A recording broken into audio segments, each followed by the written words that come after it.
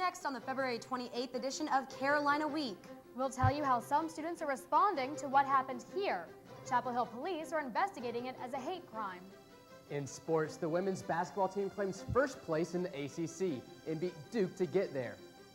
Carolina's men's team takes on Duke in the Dean Dome in less than a week. Wait until you hear what these Tar Heels did to get their hands on a ticket. Plus your 4-day forecast. All that and more. Carolina Week starts now.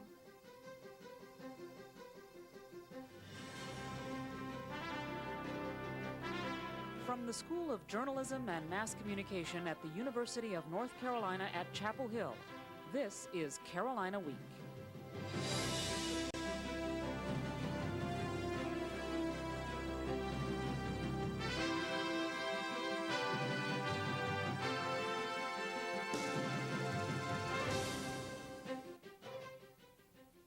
Hello and welcome to Carolina Week. I'm Nora Warren. And I'm Courtney Robinson. UNC is a school that prides itself on diversity. A hate crime against a homosexual student early Friday morning has many in the community upset, and they're speaking out.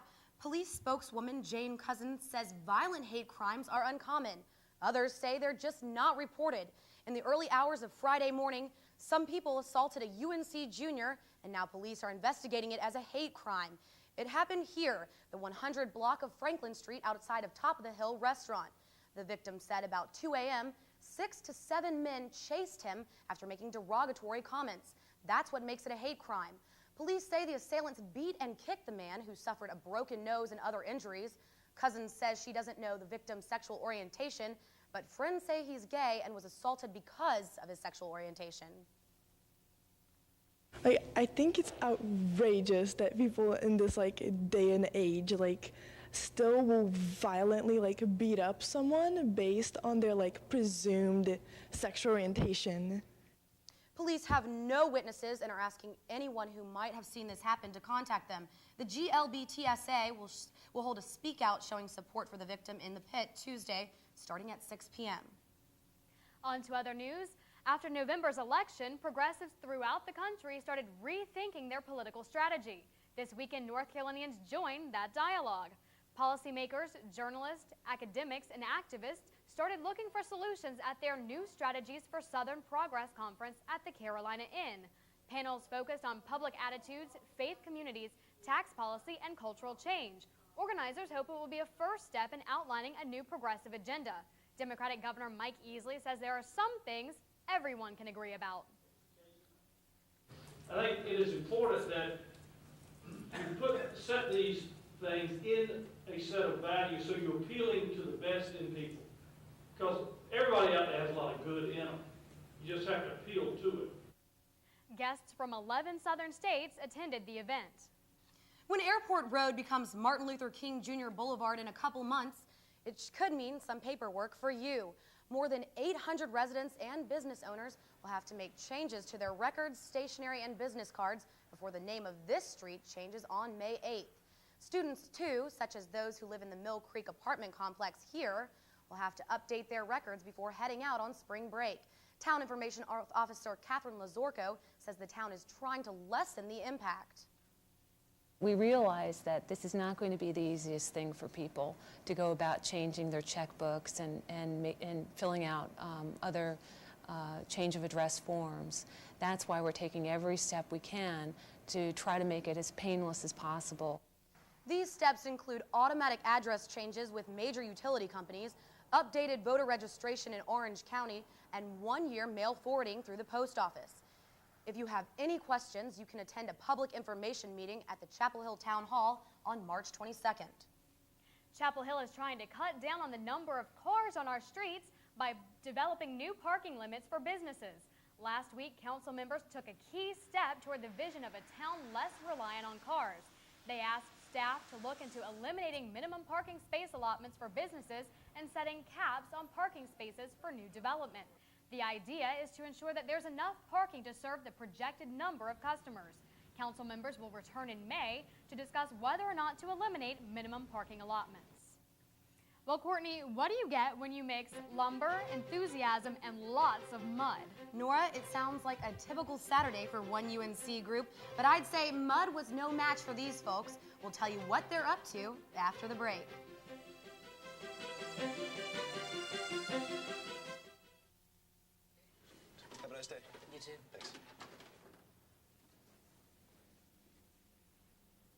If only child abuse were this easy to recognize. If you even suspect abuse, call us.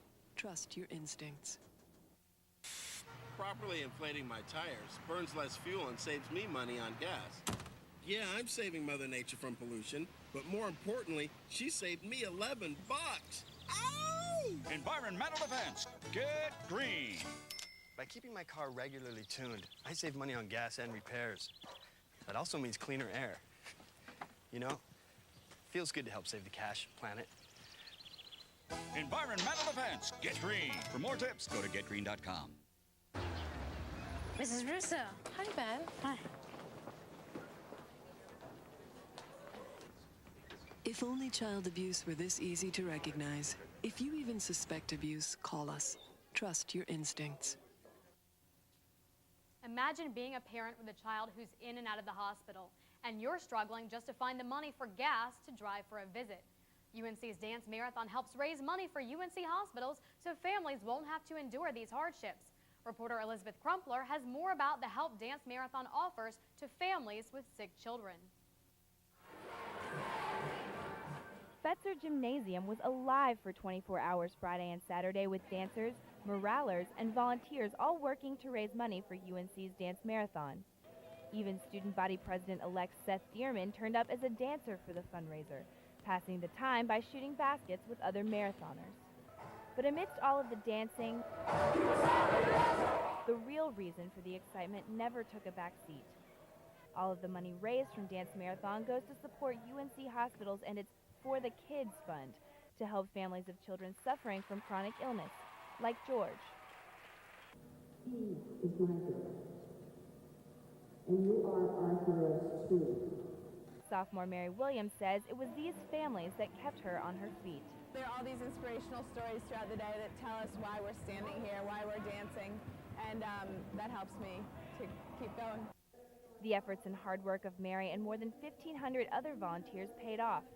Dance Marathon raised more than $184,000 this year alone, $14,000 more than in 2004. Dance Marathon's coordinator, Julia Shalin, says the lessons the marathon dancers learned in just a 24-hour period can last a lifetime. From the entire experience, you really learn what it's like to have to sacrifice for someone else, as these parents do every day for their children.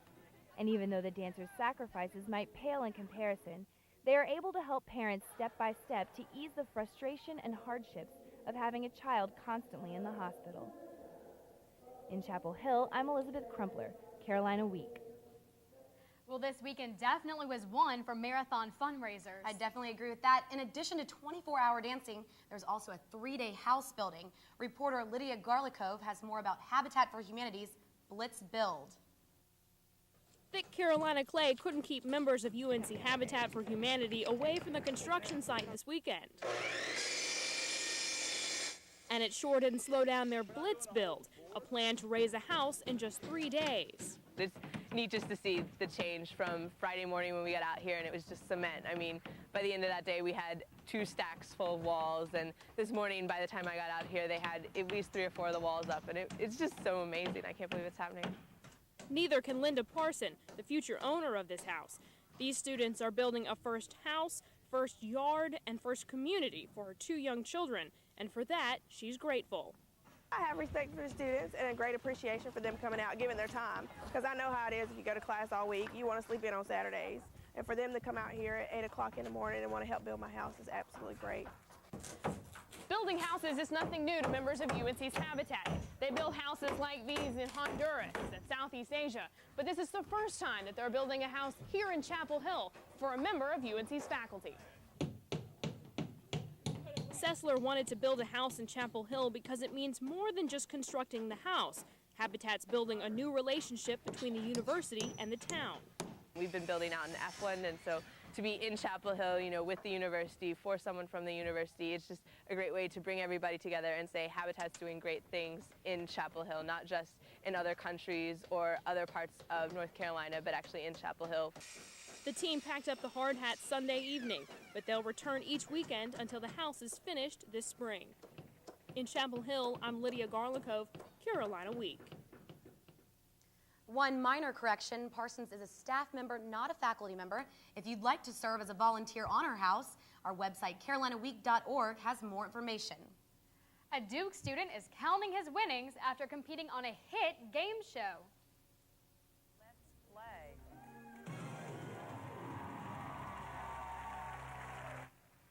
For weeks, Jason Shapiro had to keep the details of his Who Wants to Be a Millionaire prize a secret.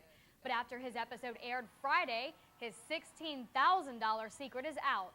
Although Shapiro taped the show in January, he's been keeping the outcome quiet because of the show's rules.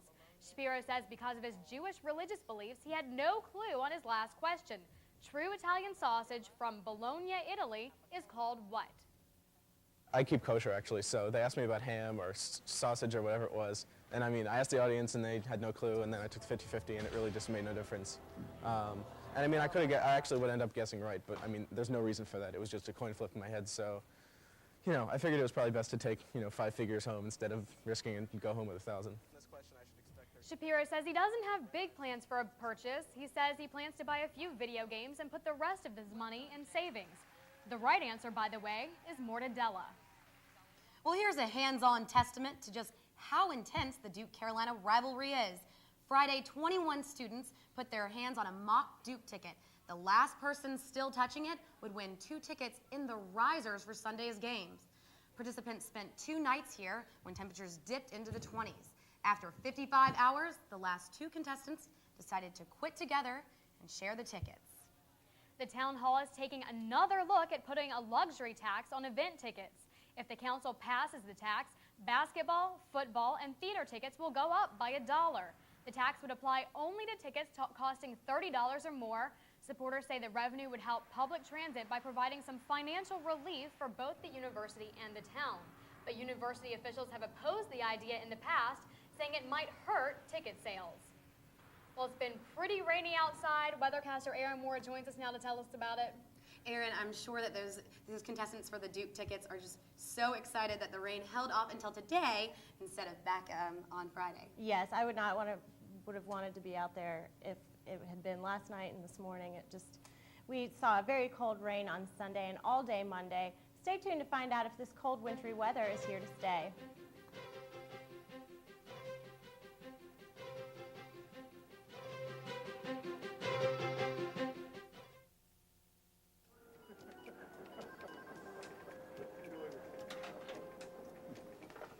Hey, mister, studied algebra in school and got a better job than I could. You take the last couple. Oh, no, mister. Stuck in an entry-level job because you only learned basic math. I don't have a boss riding my butt like you do, so you take it so you can get back to your desk. You know, I probably should, but maybe Miss AP Calculus with a $200 haircut in the big office upstairs would like a cup.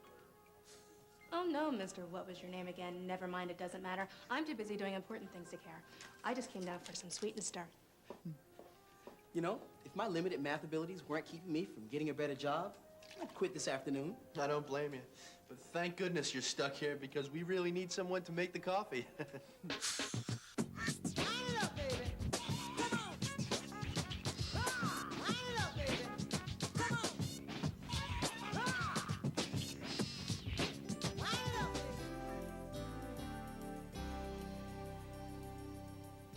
Hi, and welcome back to Carolina Week. I'm weathercaster Aaron Moore here with a check of your weather headlines. So we really dodged a bullet with the system that came through Sunday night and all day Monday. It made our weather very gloomy, but the worst is over for now. We have a cold front coming through on Tuesday, which is going to make for a very blustery day. We could see wind gusts as high as 30 miles an hour. With the passing of that cold front on Tuesday, our highs are going to be about 10 degrees colder than this time of year that they normally should be. Also, our skies will be clearing, and that means that our overnight lows are going to be down below freezing. So keep those animals inside this week. As we head to the satellite map, we can see this system. This is the system that came through our area Sunday night and all day Monday. It was just a rain event for us, but actually brought about a foot of snow to the northeast. So we've really dodged a bullet there. Back behind this, here's the edge of that cold front, and that's going to be coming through our area on Tuesday. Behind it, we can see that the middle of the country is nice and clear, which we should be seeing coming up on Wednesday and through the end of the work week.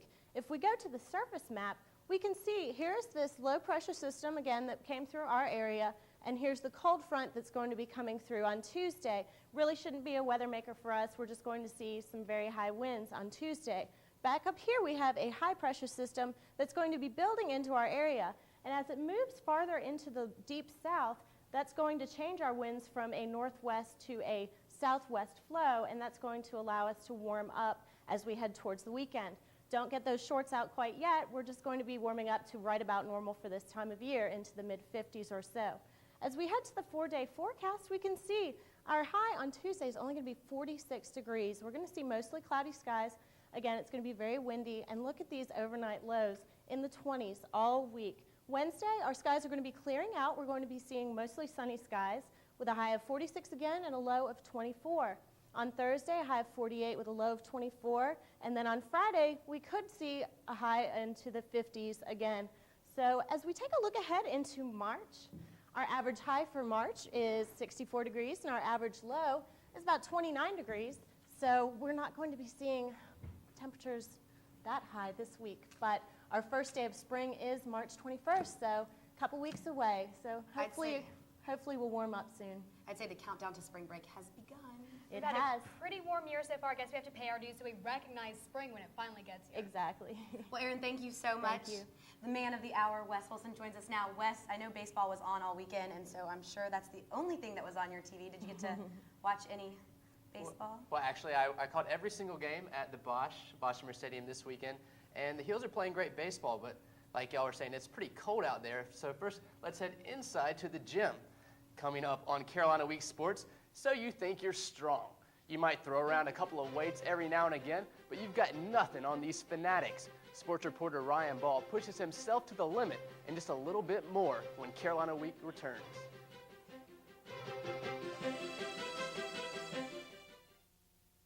Immunizations are not just for kids. No matter your state of health, your age, or how you spend your day, you're at risk for serious disease if your immunizations are not up to date. Take the time to visit your health professional and find out which vaccines you need. Immunization saves lives. One of them might be yours. For more information, visit vaccineinformation.org.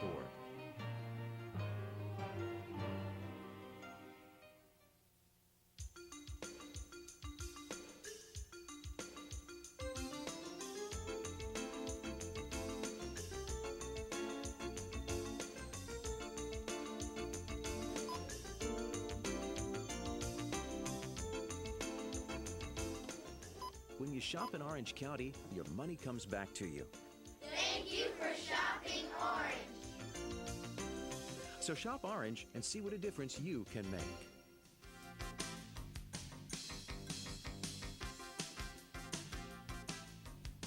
Welcome back to Carolina Week Sports. I'm Wes Wilson. I might be wearing a little bit of burnt orange, but I bleed Tar Heel blue. Yes, it's true. This year's women's basketball team is good. The Heels wouldn't be ranked 8th in the nation if they weren't. But to move from good to great, the Lady Heels had to first get a huge monkey off their back, Cameron Indoor Stadium, where Carolina hadn't won since 1997. With first place in the ACC on the line Sunday night, the time to be great was here. The Cameron Crazies came out in full force for Monique Curry and the Lady Devils, but thanks to an offensive game plan that had Ivory Latta penetrating and dishing to open teammates, the Heels sprinted out to an early lead. As Carolina tried to march toward greatness, even prayers like this three were answered. But dashing near miracles is a task the second-ranked Devils are well equipped for. Behind Curry, Duke used a strong second-half run to take its first lead since the opening minute. Curry finished with 22, and this fan loves it. But Latta would not let the Tar Heels down. With the game knotted at 63, time ticking down, and en route to her game-high 23 points, she delivered a three so big it's worthy of tall tales. She made the big shots, but Ivory's worked really hard on her game and her knowledge of the game, and I just got to give her a lot of credit for that. Lost in Latta's heroics was one of the best performances by any Lady Tar Heel ever. Senior Nikita Bell finished the game with 14 points, 11 boards, and 9 steals, just one steal shy of the first triple-double in school history. Thanks to clutch free throw shooting, the Heels never looked back, winning 77-68, and now they're the top seed in the conference tournament. The Heels also increased their lead in the Carlisle Cup standings to 4 points. The next point up for grabs is the highly anticipated men's matchup in the Dean Dome on Sunday. On the men's side, the Heels didn't have to win in Cameron, but at Maryland, the Heels hadn't won in 6 tries and were without leading scorer Rashad McCants. This game had all the makings of a nail-biter.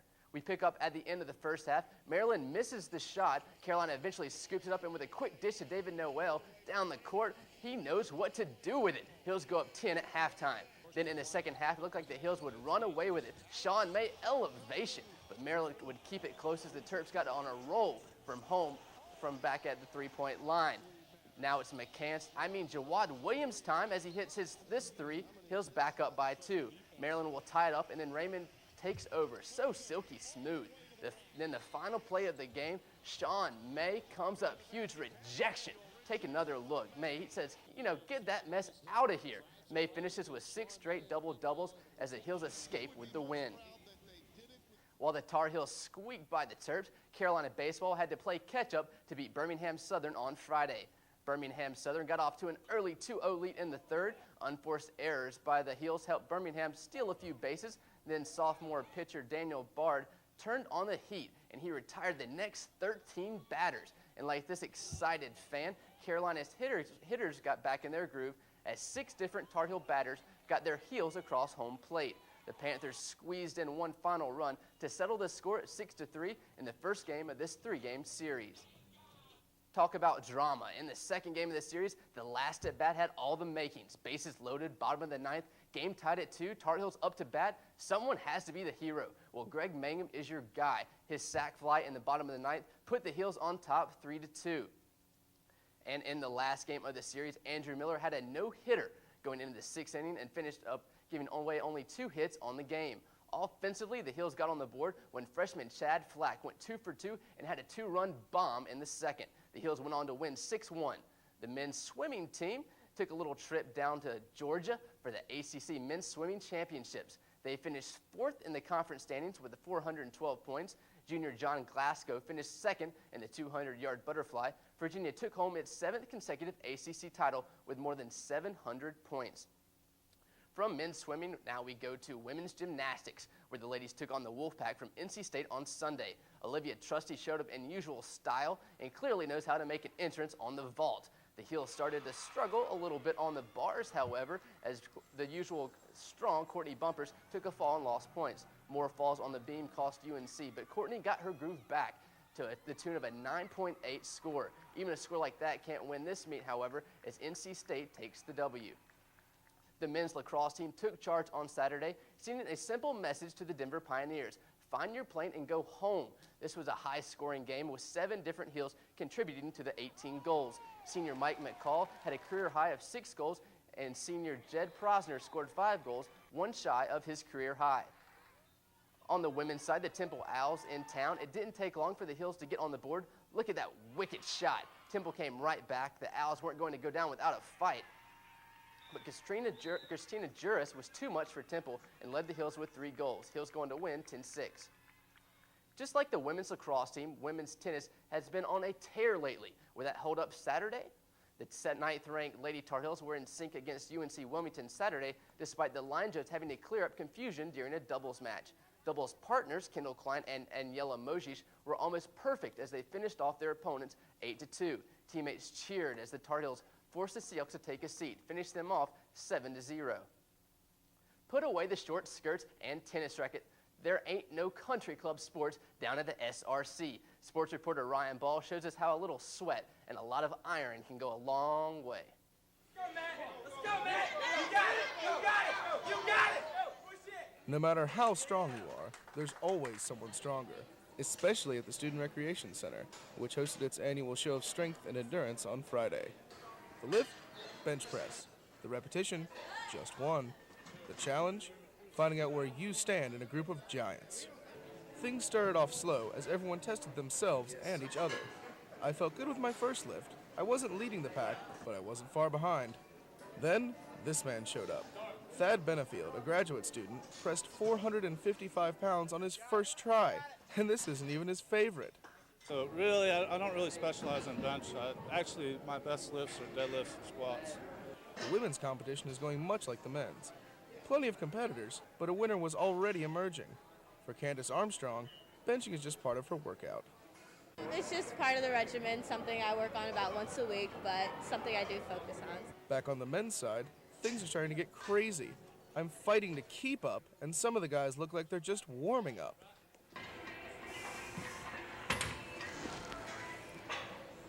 Thad Benefield's final press was 470 pounds. That's over twice what you just saw me lift here. Candace also devastated her competition, finishing at 130 pounds. So what does victory feel like?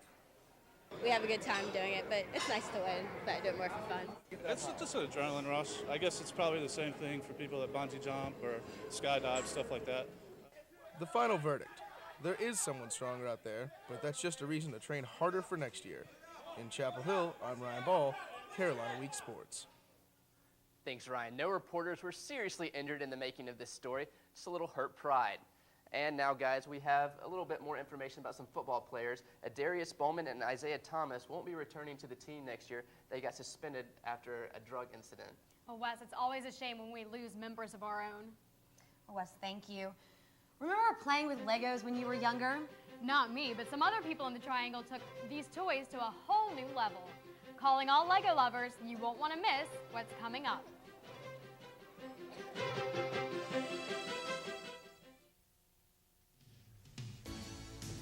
I'm celebrating 32 years of recovery. I'm celebrating 9 years of recovery. Estoy celebrando 22 años de recuperación. I'm celebrating 5 years of recovery. For more information about National Recovery Month, contact the Alcoholic Drug Council of North Carolina at 1-800-688-4232. If you have a story idea, contact Carolina Week at 843-8292. You can also visit us online at carolinaweek.org. If you have questions about this program, write Carolina Week at Campus Box 3365, UNCCH, Chapel Hill, North Carolina, 27599. Well, it might not have been as exciting as last night's Oscars, but folks are still talking about Chapel Hill's first ever Legopalooza. Carolina Week reporter RJ Weber shows us how much fun a few Lego models can be. Imaginations were running wild. A robotic guy that transforms. And little hands were hard at work. All thanks to thousands of Legos and one organization. North Carolina Lego Users Group. The group hosted the first ever Legopalooza at the Moorhead Planetarium and Science Center on Saturday. These are cute. Folks stood in awe looking at the hundreds of Lego creations on display. Everything from interactive astronauts to elaborate spaceships to entire Lego cities. And I can pretty much say that our group, for its size, is probably one of the coolest groups out there. And it wasn't just the little ones who thought it was cool. Ooh, cool. Moms and dads were just as impressed, which made for a happy surprise to one of the group's members. Like, everybody thinks I'm weird because most 15-year-olds aren't building Legos. Not only were there displays like this complex motorized train on hand for folks to look at, children of all ages also had the chance to put together a Lego model of their very own. The kids had their thinking caps on, Black, brown, and gray. which made for some creative constructions and demonstrates exactly what binds Lego users together. A really good curiosity of what everybody else is doing. In Chapel Hill, I'm RJ Weber, Carolina Week. Well, Nora, that sure looked like fun. I'm sure that you regret not playing with Legos now when you were little. Maybe it's not too late for me to start taking it up. I'm sure it's not. Well, that does it for this edition of Carolina Week. Thanks for watching. Have a great night. Have a good night.